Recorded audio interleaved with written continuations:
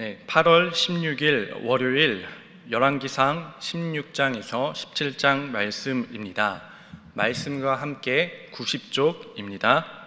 제가 읽겠습니다. 이스라엘 왕 바아사가 여로보암의 악한 길로 행하자 선지자 예후가 하나님의 심판을 예언합니다. 예언대로 바아사가 죽자 그 아들 엘라가 왕이 되었지만 시므리의 모반으로 죽고 오므리가 이스라엘을 12년 동안 다스리며 사마리아의 성읍을 건축합니다. 오므리 왕은 악한 길을 따르며 하나님을 분노케 하였고 그 아들 아합 또한 바알과 아세라 우상을 섬기며 이전보다 더 큰 악을 행합니다. 하나님은 이스라엘에 이슬조차 내리지 않는 심판을 선포하고 엘리야로 하여금 사르밧에서 한 과부를 만나게 하십니다. 과부는 마지막 남은 가루 한 움큼과 병에 있는 기름이 조금도 떨어지지 않는 이적을 경험합니다. 이 일 후 과부의 아들이 병들어 죽게 되지만 엘리야가 아이를 살리자 과부는 하나님을 찬양하며 엘리야를 선지자로 고백합니다. 오늘 본문 말씀 열왕기 16장 말씀에는 북이스라엘의 3대 왕인 바아사 왕이 등장합니다. 그러면 북이스라엘 1대 왕은 누구지요? 여로보암입니다. 여로보암과 바아사 이 두 왕은 하나님 보시기에 참 악한 왕이었습니다. 그런데 이 여로보암과 바아사 그리고 선한 왕이었던 다윗 이 세 사람에게는 공통점이 있었습니다.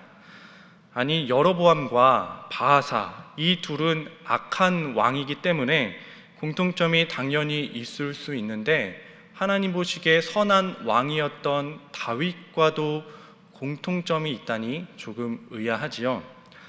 그러면 그 공통점은 무엇이었을까요? 그것은 이들 세 사람 모두 처음에는 하나님의 은혜로 세움을 받았다는 것입니다. 열왕기상 11장 26절 말씀을 보면 여로보암의 집안은 귀족도 아니었고 왕족도 아니었습니다. 그저 평범한 평민의 한 사람이었습니다. 그리고 솔로몬의 신하였고 과부의 아들이었습니다. 그런데 하나님은 이런 여로보암에게 이스라엘의 주권자가 되게 하는 크신 은혜를 베풀어 주셨습니다. 열왕기상 14장 6절 말씀입니다. 제가 읽어드리겠습니다. 가서 여로보암에게 말하라. 이스라엘의 하나님 여호와의 말씀이 내가 너를 백성 중에서 들어 내 백성 이스라엘의 주권자가 되게 하고 나라를 다윗의 집에서 찢어내어 너에게 주었거늘 이라고 말씀하셨습니다. 하나님은 여로보암을 주권자로 세우셨습니다. 이름만 주권자가 아니라 10지파를 다스리게 하는 왕이 되게 하셨습니다.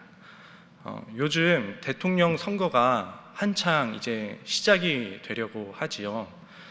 대통령에 당선되려면 우리가 알다시피 치열한 선거 운동과 또한 본인뿐만 아니라 가족이며 친척까지 집중이 되고 온 신경을 써야 합니다. 그런데 여로보암은 그저 하나님의 크신 은혜로 10지파를 다스리게 되는 그런 왕의 자리에 앉게 되었습니다. 바아사 역시 마찬가지였습니다. 오늘 본문 2절 말씀에 보면 내가 너를 티끌에서 들어 내 백성 이스라엘 위에 주권자가 되게 하였거늘 이라고 말씀하셨죠.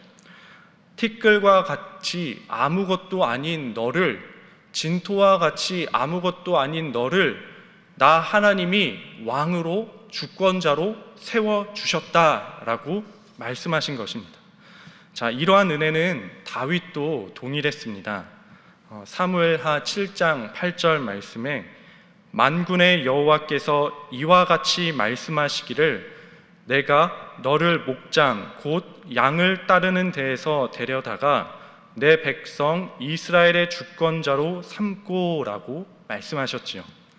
하나님께서 다윗 왕을 양을 따르는 데서 데려다가 이스라엘의 주권자로 삼으신 것은 여로보암과 바아사를 북이스라엘의 주권자로 삼으신 일과 동일했습니다. 이 세 사람의 공통점은 아주 낮은 자리에서 하나님의 은혜로 세움을 받아 왕이 되었다라는 것. 이것은 세 사람이 모두 공통적인 상황이었습니다. 자, 그런데 이들의 차이점은 무엇입니까? 우리가 잘 알다시피 여로보암과 바하사는 하나님께서 자신에게 베푸신 은혜를 쉽게 버리고 우상을 부어 만들었습니다. 그리고 그 우상으로 하나님의 백성들을 그 우상을 섬기게 하는 그런 크나큰 죄악을 범하였습니다. 반대로 다윗은 하나님의 은혜를 잊지 않고 하나님이 원하시는 뜻대로 행하였습니다. 시편 78편 70절에서 72절 말씀을 보면 하나님께서 그의 종 다윗을 택하시되 양의 우리에서 취하시며 전양을 지키는 자 중에서 그를 이끌어내사 그의 백성인 야곱 그의 소유인 이스라엘을 기르게 하셨더니 이에 그가 그들을 자기 마음의 완전함으로 기르고 그의 손의 능숙함으로 그들을 지도하였도다. 다윗은 마음의 진실함과 완전함으로 그리고 그의 손의 능숙함으로 그리고 말씀을 기준 삼아 하나님의 백성들에게 정의와 공의를 행했습니다. 여로보암과 바하사 그리고 다윗 이 세 사람의 시작은 같았습니다. 그러나 시작은 같았으나 끝은 완전히 달랐지요. 여로보암과 바하사는 하나님께 버림을 받았고 버림을 받았을 뿐만 아니라 그 인생의 결과는 비참한 심판으로 이어졌습니다. 반대로 다윗의 인생은 하나님께서 무척 기뻐하셨습니다. 얼마나 기뻐하셨으면 다윗을 향하여 내가 이새의 아들 다윗을 만나니 내 마음에 합한 사람이라 내 뜻을 다 이루게 하리라 라고까지 말씀하셨습니다. 얼마나 기뻐하셨으면 이런 말씀을 하셨을까요? 그렇다면 이러한 차이가 난 이유는 무엇일까요? 그것은 마음의 중심이 달랐기 때문입니다. 여기서 첫 번째 기도 제목입니다. 나의 중심이 하나님을 향하게 하옵소서. 나의 중심이 하나님을 향하게 하옵소서.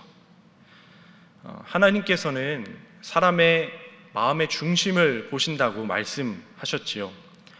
마음의 중심이란 무엇이냐면 어떤 마음의 감정, 어떤 마음의 어떤 마음가짐 이런 것을 말하는 것이 아니라 성경의 의미를 보면 마음의 중심은 동기를 의미합니다. 즉 마음의 중심, 마음의 동기가 어디를 향해 있느냐. 요나서 2장 8절 말씀에 이런 말씀이 있습니다. 무릇 거짓되고 헛된 것을 숭상하는 모든 자는 자기에게 베푸신 은혜를 버렸사오나. 무슨 말이냐면 우리의 마음의 동기, 사람의 마음의 동기가 거짓되고 헛된 것을 향해 있으면 하나님께서 베풀어 주신 은혜를 쉽게 버린다라는 말씀입니다.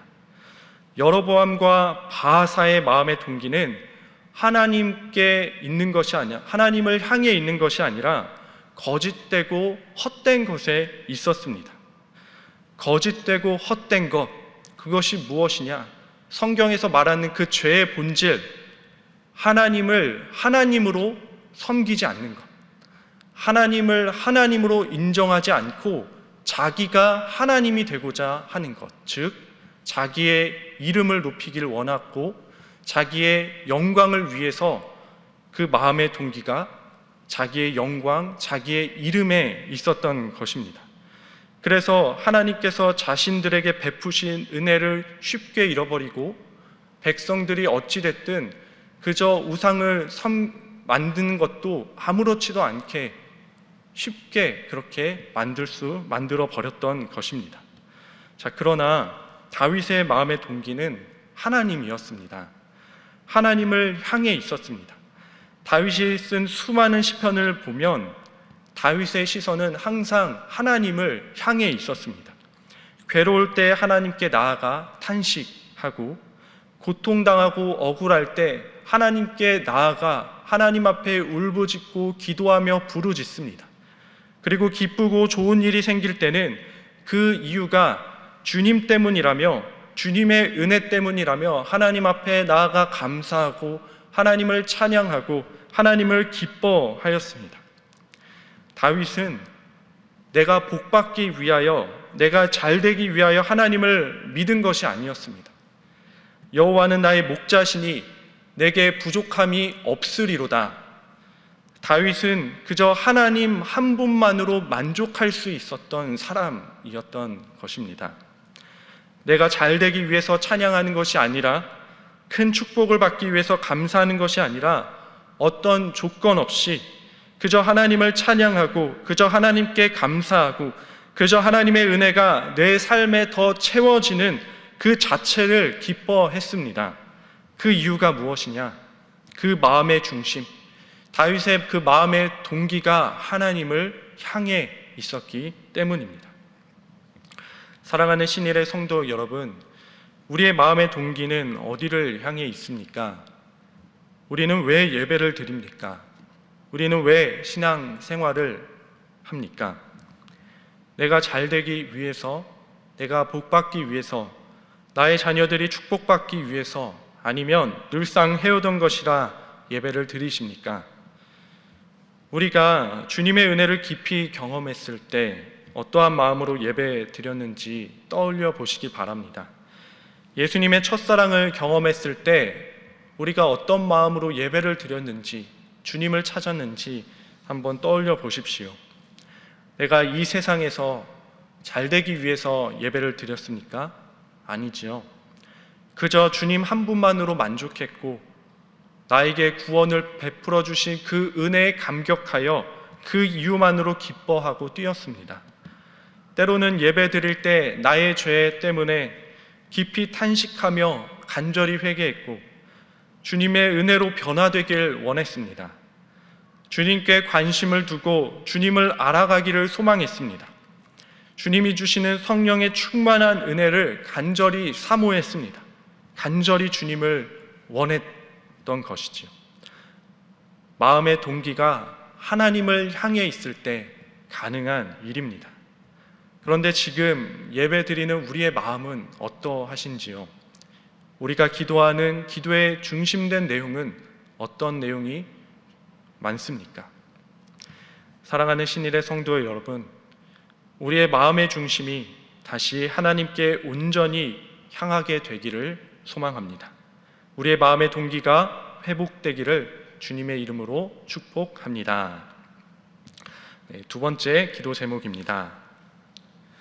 하나님의 인도하심을 받게 하옵소서. 하나님의 인도하심을 받게 하옵소서.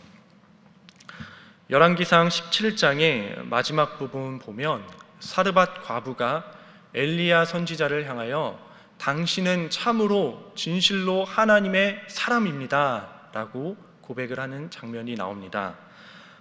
왜 그런 고백을 했냐면 죽은 아들을 살리는 그런 놀라운 권능을 행했기 때문입니다. 자, 그러면 여러분, 하나님의 사람의 특징은 무엇이 있을까요? 제가 방금 말씀드린 권능일까요? 물론 하나님의 사람들에게는, 몇몇 사람들에게는 놀라운 권능, 놀라운 이적이 함께 따라다녔습니다. 그런데 그렇다고 해서 모든 하나님의 사람들에게 놀라운 이적과 권능이 있었던 것은 아니었습니다.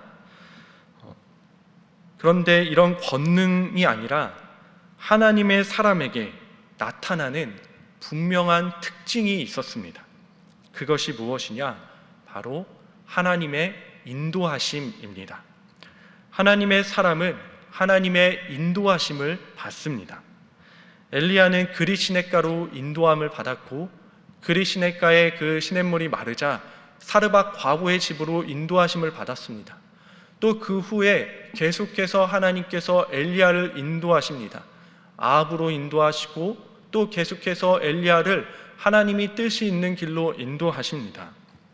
자, 그러면 궁극적으로 하나님은 엘리야가 하나님께 인도함을 받는 그 길, 하나님은 엘리야를 어떤 길로 궁극적으로 인도하시기를 원하셨던 것일까요? 또한 하나님은 현재 오늘날의 자신의 자녀들, 자신의 사람들을 어떠한 길로 인도하시길 원하실까요? 시편에서는 그 길을 이렇게 표현합니다. 먼저 시편 23편 말씀을 제가 읽어드리겠습니다. 1절 여호와는 나의 목자시니 내게 부족함이 없으리로다. 그리고 2절 그가 나를 푸른 풀밭에 누이시며 쉴만한 물가로 인도하시는도다.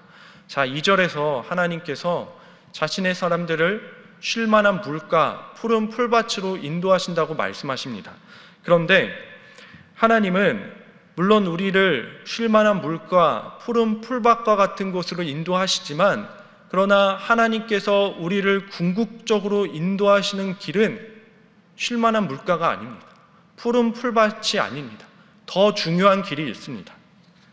3절 말씀에 나오는데 내 영혼을 소생시키시고 자기의 이름을 위하여 의의 길로 인도하시는 도다.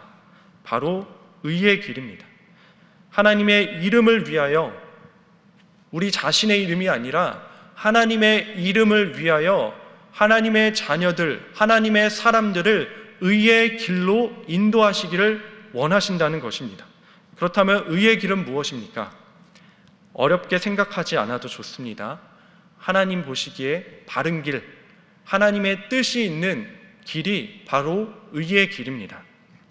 저와 여러분이 의의 길, 바로 하나님의 뜻이 있는 길로 걸어가는 하나님의 사람이 되기를 주님의 이름으로 축복합니다. 그렇다면 마지막으로 하나님께로부터 인도함을 받기 위해서 우리는 무엇을 준비해야 할까요? 17장에 보면 엘리야의 삶에는 두 가지 특징이 있습니다.